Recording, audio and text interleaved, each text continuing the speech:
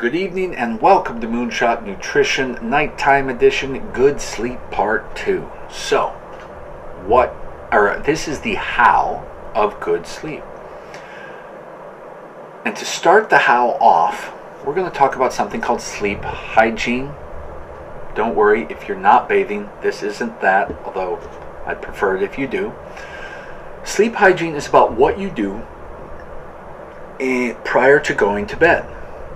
Now, this can people usually talk about the 2 hours before going to bed, and they are right, but I argue this actually goes even further than that and starts throughout your day, or starts as late as early afternoon.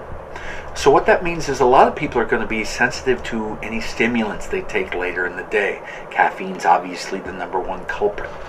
So start by making certain that much past noon, you don't take any stimulants, okay? Just avoid them all. Don't take caffeine. Don't do everything you can to try to avoid stimulants after noon, or at least early afternoon. Once you've accomplished that, the 2 hours before you go to bed, here's what you need to know. Number one, melatonin does not build up in your system. That's the thing that helps you get to sleep and helps you achieve deeper sleep at night. Melatonin does not build up in your system if you are staring at a bunch of bright lights like I am now. This is why shutting electronic screens off minimum of an hour before you sleep, preferably 2, is huge. So if you like to read and you're always using a reader, find one of those flat light readers that they have out there, not some bright reader that has a backlit LED screen or something like that. Find something that has very flat light and try to dim all the lights in your house as best you can.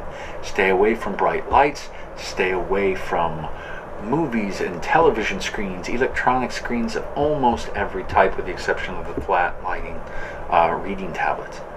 Stay away from those, okay? The blue light spectrum in them will tend to trigger serotonin, or I should say trigger your body to stay awake because it thinks it's still light outside.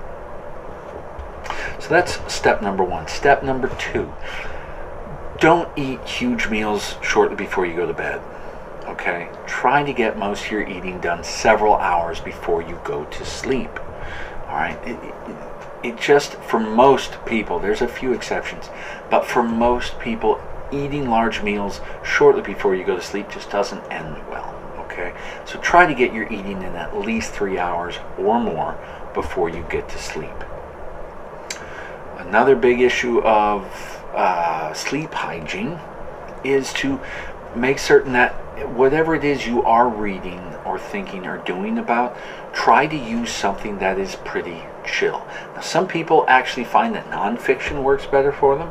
Some people find that fiction works better for them. Rather than claiming it has to be one or the other, be honest with yourself about which one makes your brain race. Okay? So if you're the kind of person that stayed up all night waiting for the first Harry Potter book, or whatever the next Harry Potter book was to come out, then guess what? You probably shouldn't be reading fiction. Try reading some good nonfiction. 600-page tome about the fall of the Roman Empire or something. And if you're somebody that you're always thinking about the next business opportunity or whatever that is, then you might want to stay away from nonfiction. All right? Find some light, fun piece of fiction, whatever that may be for you, okay? Something light and easy that will allow your mind to just mellow. I don't care which route you go, but try to find one route or the other. Another thing you can do is listen to podcasts. I don't care if there's people just telling stories, audiobooks, podcast, soothing music. Again, the idea is that we're reducing bright lights in our eyes and we're trying to find some way to tame our brains. All right? But another good rule of thumb is to chill your house down really well. Okay, some of you are going to have spouses and other people in the house that object to this. Look, they can always put on another blanket, and I get it. Some people like it a little warmer than others, but the science is pretty clear here. Cooler temperatures, so we're talking 69, 68 degrees, as low as 65 or 60 degrees. Cooler temperatures in the place where you're going to sleep leads to better sleep. Period. All right, there are very few exceptions to this. And for those of you that have children that you just can't get to sleep, you should really try this. It works with them too, I promise. Lastly, make where you sleep a cave. All right, no light. I mean, do everything you can think of to drown the light out. Take your phones out of the room. I mean, everything that can distract you from sleeping, everything that can cause any light at all in the room, snuff it out.